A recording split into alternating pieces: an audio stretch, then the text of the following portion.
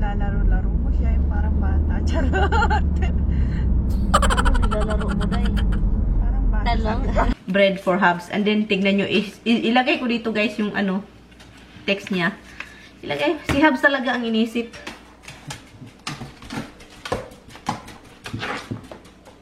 Good morning, Philippines!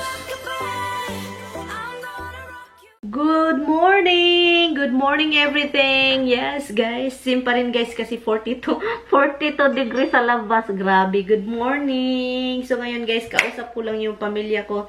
Kakaiba talaga pagkausap ko yung parents ko at saka mga kapatid ko kasi kakaiba yung usapan ba. Yung usapan namin is yung buhay namin noon, yung sa... Hello? Hi. What's going on? Nothing. He just wanted to know if I was going to be at the museum at 10 o'clock. It should be. You know, I'm sitting in a lot of traffic now, so who the hell knows, but...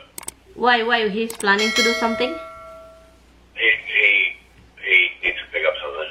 So, anyway guys, so kausap ko si Tami and then sabi ko nga sa iyo, kausap ko yung family ko. Ang saya kapag kausap yung family at saka yung ibang kapatid.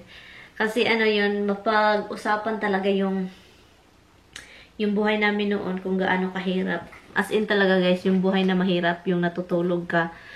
Hindi ko naalala, well actually, hindi ko naalala yung natulog kami na walang kain. Pero yung ibang kapatid ko naalala nila yung ganun. Yung natulog kayo na walang kain.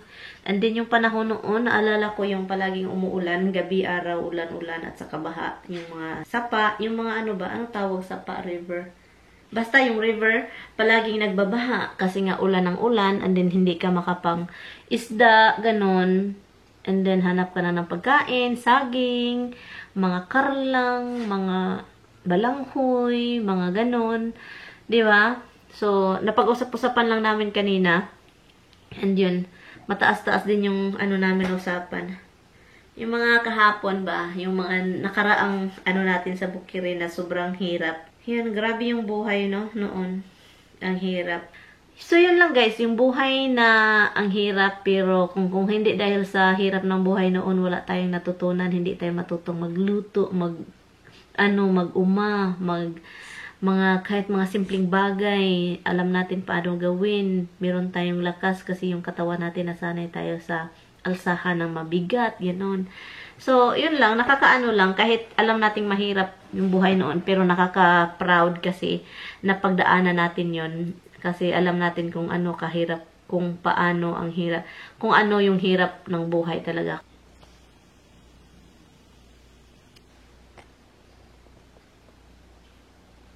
Hindi ko na malayan guys, hindi ko na malayan na it's already 1:36. And gutom na ako. Ngayon ko lang namalayan na busy ako sa kaka-edit. So, ito yung gagawin ko guys kapag gutom ako guys. Kahit sa Pilipinas noon, kapag gutom ako. Pakita ko sa inyo. Yung ang hirap ng buhay namin na sobrang gutom. And then, luto ako ng kanin. Gutom na. Luto ako ng kanin. Ito yung ginagawa ko guys. Kain ito. Itong ganawa ko.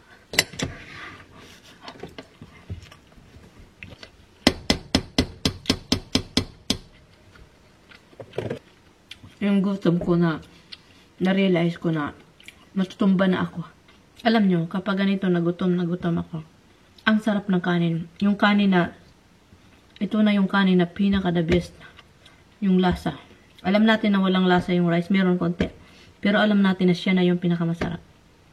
Pero tama na. Kasi, nag-init ako ng pizza. Pizza Hut. Mag-init nga hot na nga eh. Sabi pa ni Tami, kainon ka daw. Kasi masasayang lang. So, yun o. Ininit ko siya dyan. Hindi pa nga ako nakapagbihis. Ganon, same pa rin yung bihis ko kahapon. Look. Wala pa rin. Hindi pa rin ako walang ganap. Ang ganap ko lang is laptop. And then yun nga, na sobrang busy ko sa kaka-edit. Nakakagawa ng video and edit. Ako nahihilo ako. Pag tindig ko, uy, gutom na pala ako yun. So, kainin ko lang itong pizza. Ang laking-laking pizza. Ilagay natin sa plato. Ang cheese ba? Ang sarap nito. Oh, sus, ginoo. Mga naog na ang cheese. Nailagay. Yung spicy.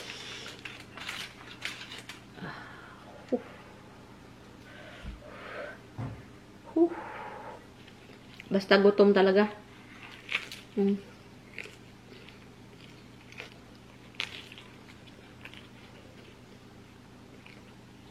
The best thing to eat food is when you're hungry.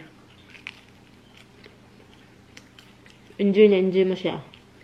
Alam nyo guys, hindi ko alam guys kung bakit kilig na kilig ako kina Maris at Rico Blanco. Iba talaga siya pag ilagay sa oven. Kasi yung crust niya, itong breading, nagka-crunchy. Ang sarap. Kahit kung ilagay mo siya sa microwave, magsusoft. So, sa oven talaga siya maganda initin.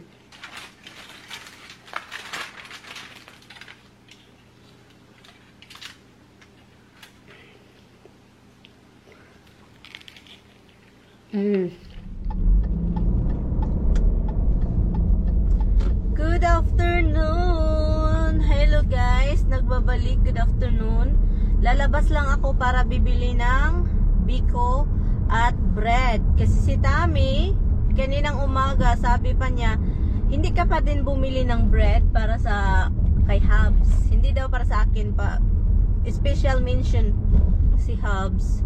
So, sabi pa niya, bakit hindi daw ako bumili ng bread? Palagi daw akong lumalabas. Yung anak daw niyang lalaki is maghihintay na yan ng bread. So, labas tayo guys. And, dito ba yung mask? So, yun. Lalabas tayo para lang bibili ng bread at biko.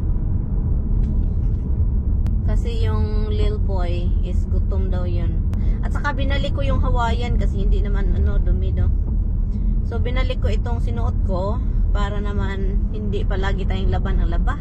Kasi laba tayo ng laba, yun nasisira yung damit. Parang pantalon lang ba? Kasi hindi naman ito direct, no? Meron naman tayong damit sa ilalim. So, yun siya. Okay lang yan.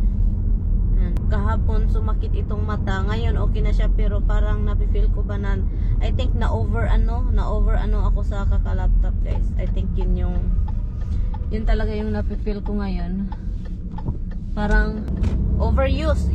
Overuse ako sa mata ko. Ulo ko na sumakit na dahil sa kaka-laptop. Ay, alis na di si... Hala, Wednesday yan ang gabi? Oo, 7. Alis na yun si Tami. Mga 7. Kung maaga tayo, 7:30. Dito muna tayo. Siyempre, paalam ko muna din kay Marlon. 30 minutes. Hi guys! Andito na naman si Brenda. As usual, siya lang yung kasama ko kasi siya lang yung sabi, go! Siya lang yung tao na, go! Go. Okay, come. Alam nyo guys, sinabihan niya ako, parang malinis yung sasakyan mo ngayon, be. Sabi pa niya, makala yun. Hindi, minsan kasi may mga daming abubot sa liyo. box niya doon. So, kumain talaga ako, oh. Meron parang box, doon pa rin yung box. Minsan lang doon, di ba? Kasi yung nasa box yan, mga kompleto yan, napkin, mga ganyan din pag may sasakyan, lumilipad man itong driver na to. Ako din siguro, be, alam mo, pag if ever lang, God's will na, if ever na magkaroon ako ng sasakyan, lagyan ko ng pillow, dalawang pillow. Magbibili ka ng Hello Kitty. Ayoko ng Hello Kitty na, lagyan mo ng Hello Kitty. Ayoko. Bakit? Mas gusto ko pa yung yung alam mo yung mga monster ganun na pero takot ako sa monster, yung mga parang Rocky style. Ay parang matigasin ka sa lugar. Oo, pero hindi naman, mahinhin ka naman. Tapos lagyan ko ng mga caterpillar, teddy bear dun sa likod. Ang ganda ng pangarap pero wala pa, hindi pa nakapasa sa okay pa yan, makapasa ka. Ganyan yung buhay na yan.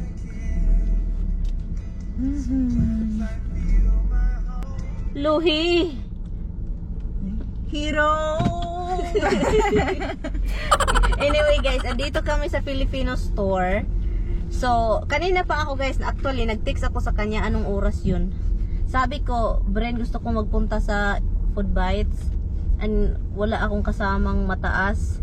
Gusto kong Hindi ko alam kung bakit kailangan niya ng mataas pag pupunta hindi naman niya aabutin yung mga So yun, nag-reply siya sa akin mga 1 hour ago.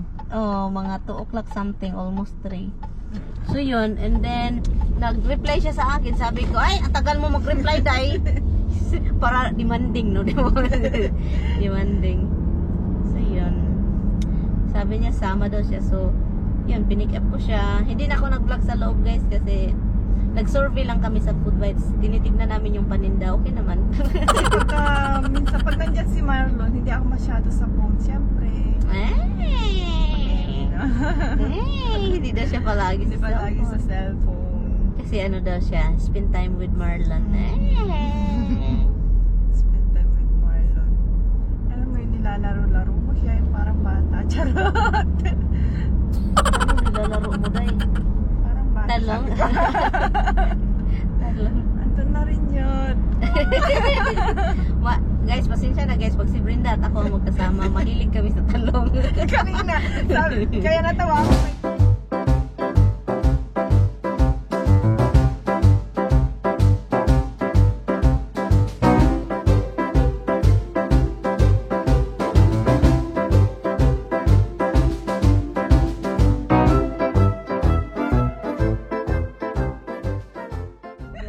Iba pala yung inisip mo, Iba babe. na naman yung inisip ko.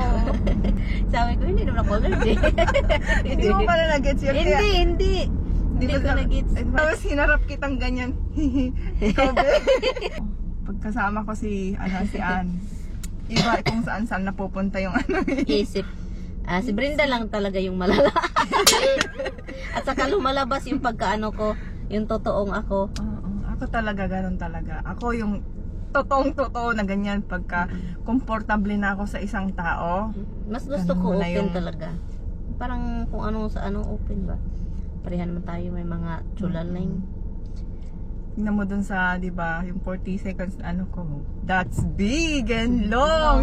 Sabi ni Marlon, alam din niya yun. Naano ko yung reaction na, Ay, kala mo kahapon. parang palag lang tayo nagkikita, no? Parang kahapon lang. Kahapon na. Pero yung text mo parang isang taon mo tayo nagkikita. Gusto na na, be.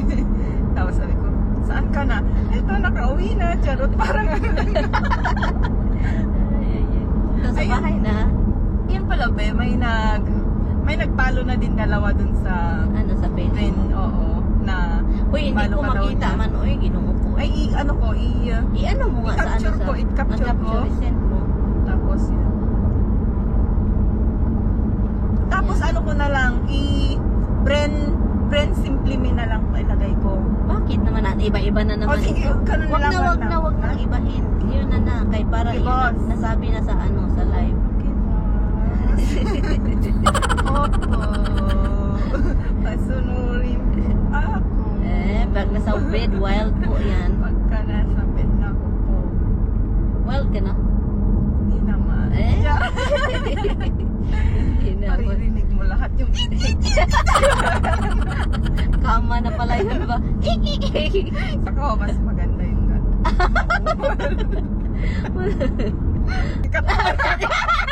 Ikat natin yan mo. Ikat tayo yan. Hello guys! Pasensya na guys kapag kami talaga ni Brenda, dito na ako sa balay, sa bahay. Kapag kami talaga ni Brenda magkasama para kaming baliw, so let me remind you of sorriness. Anyway, so yun siya. Pasensya na guys, andyan pala kayo. But anyway guys, so pakainin ko na itong mga kigwa natin, mga anak natin, mga anarkets. So, yun. Naano ako kasi ang pinunta ko na lang talaga doon guys, ang binili ko, ito oh. Ang binili ko doon, pandesal at saka Spanish bread. So, yun yung binili ko doon. And bumili na rin ako ng chicken inasal kasi sobrang sarap talaga nito guys. Promise, ang sarap. And ano pa ba yung binili ko kay ate sa Filipino store. Ito, look. Kung buto po ito siya, pero rice sana. Pero sabi ko, anuhin mo na lang. Isda at saka canton, pansit. So, ito yung ulam natin. Ang dami, diba? Hindi ko naman yan makakain lahat. So, meron tayong para bukas, ganun. So, yun. At saka itong mga alaga ko, nahihintay na talaga si Habs, guys. Tignan nyo naman yan.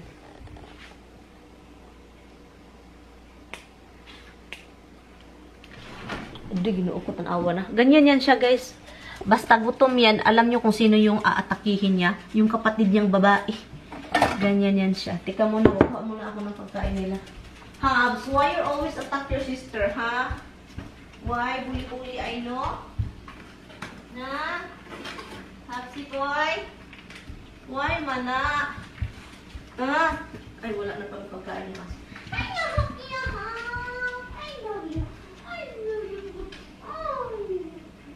What do you love me, Mom?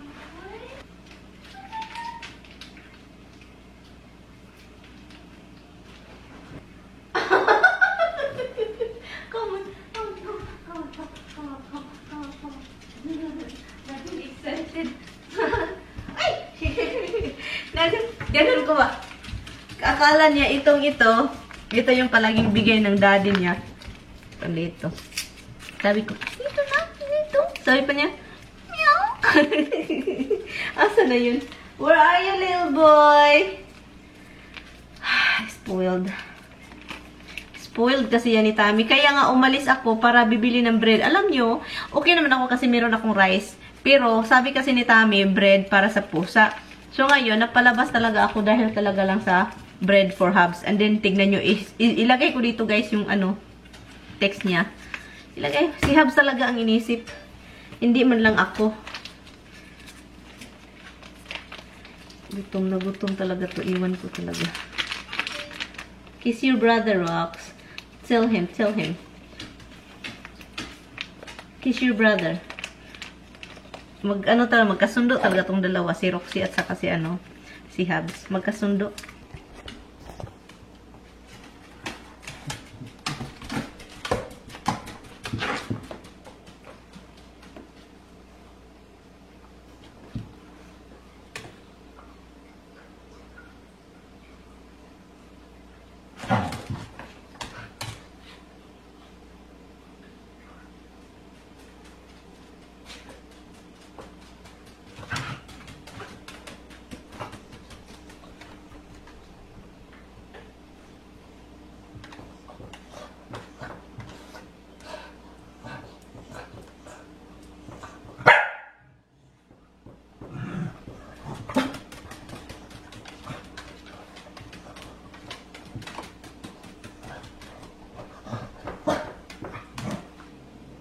Galing po ako nag-live. Sobrang dilim dito sa bahay. Kapag ako lang talaga, look. Madilim. Madilim ng kahapon. So, ngayon guys, magbihis lang ako guys. Magbihis tayo ng pangtulog. Kasi ito yung sweater na palagi kong sinusuot pag maginaw. So, magpangtulog lang ako guys. Kasi, yun. Mag-iina natin itong vlog. Salamat guys sa panonood. Galing ako nag-live. Saka nag-laptop. So, yun. Anyway guys, salamat guys. Kita-kits tayo bukas. And yun, I will see you.